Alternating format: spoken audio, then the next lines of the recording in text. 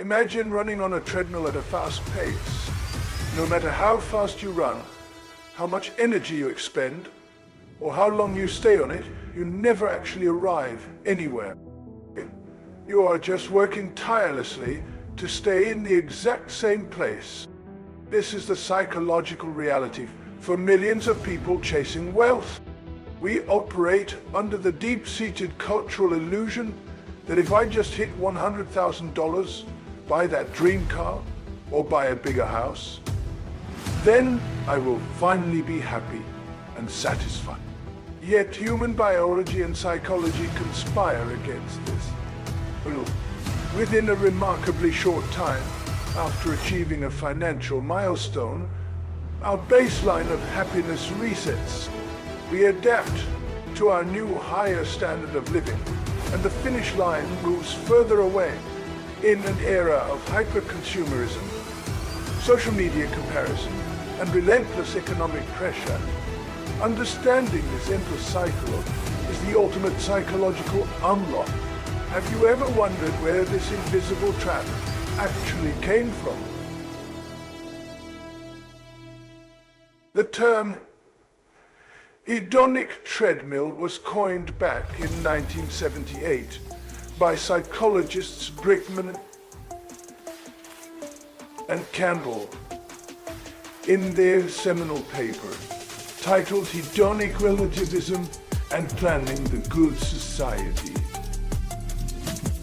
They used it to describe humanity's bizarre tendency to rapidly adapt to positive or negative life events, always returning to a fixed baseline of happiness. Think about that.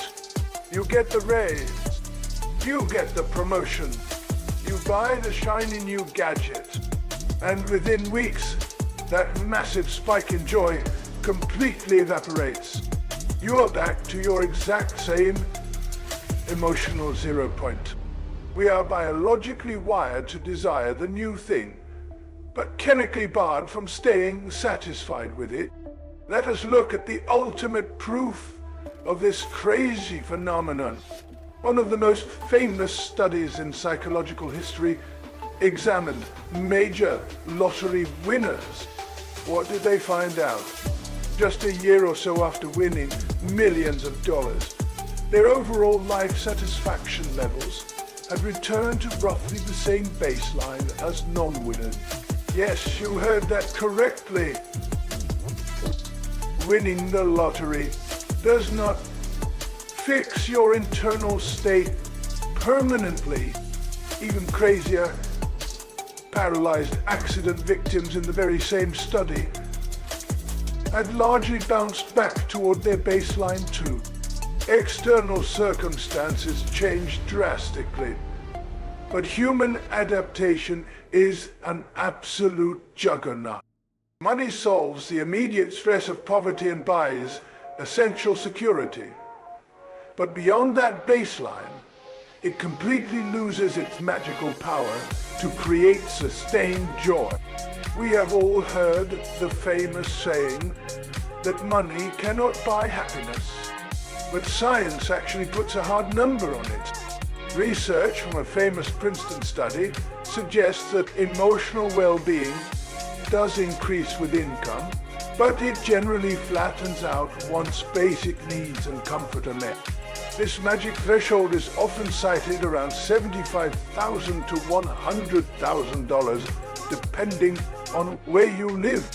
Beyond that specific threshold, more money yields diminishing returns for your daily happiness. So why do we keep sacrificing our precious time, our mental health, and our relationships to chase millions when the scientific data proves the curve flattens out? Because our brains are tricked by the relentless marketing machine surrounding us every single day. Here's the biochemical engine driving the entire machine. It is the dopamine trap. Neurologically speaking, the anticipation of a reward triggers a massive spike of dopamine in your brain. Dopamine is the neurotransmitter of pure desire and craving. But here is the cruel catch. The actual acquisition of the item causes your dopamine levels to rapidly drop back down to baseline.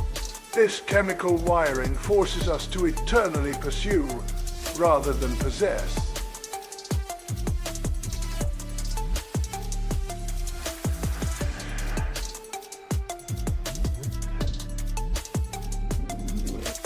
You want the watch.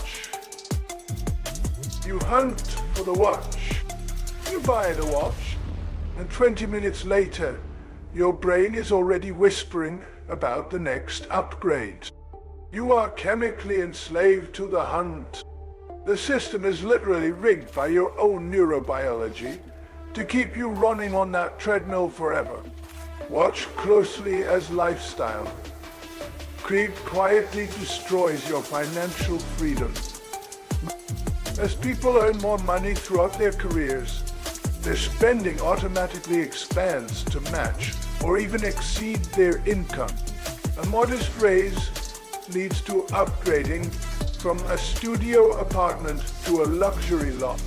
A promotion leads straight to a brand new luxury car lease. Your savings rates remain completely stagnant despite exponentially higher earnings. You are making twice as much money as you did 5 years ago, yet you feel just as broke and just as stressed. This is not an accident. This is lifestyle creep in full effect. Every single dollar of extra income is instantly swallowed by upgraded expenses before you even have a chance to blink.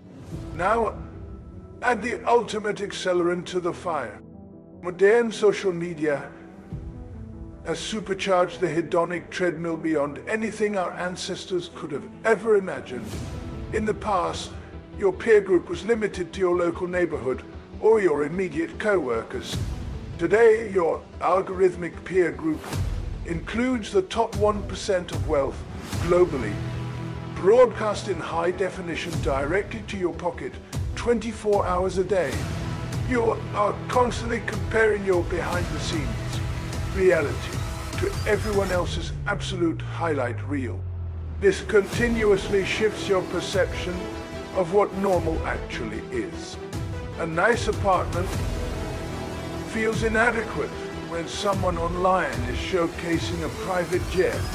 The comparison multiplier ensures that you never feel like you have enough. Did you know this trap has haunted humanity for thousands of years?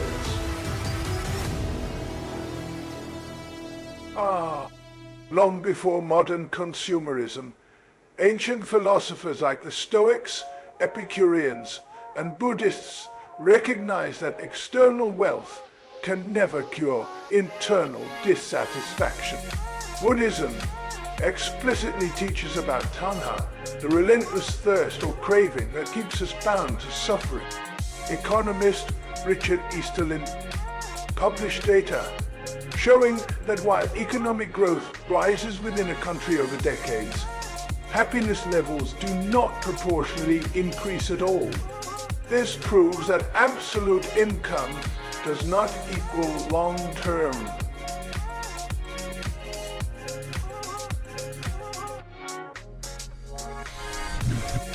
To step off this exhausting treadmill, we have to look past ancient and modern illusions and find real, tangible off-ramps.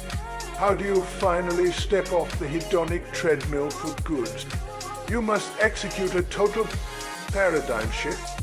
Move your entire focus away from endless accumulation of more stuff and more status, and pivot directly toward alignment. True wealth is built on experiential wealth, deep relationships, absolute time autonomy, and genuine gratitude for what is in front of you right now. True, financial freedom is not about having an infinite amount of money in the bank. It is about realizing that you already have enough. That profound realization releases you forever from the compulsive urge to keep running. Thanks for exploring this with me. If you enjoyed this journey into the unknown, don't forget to like, share, and subscribe. I'll see you in the next one.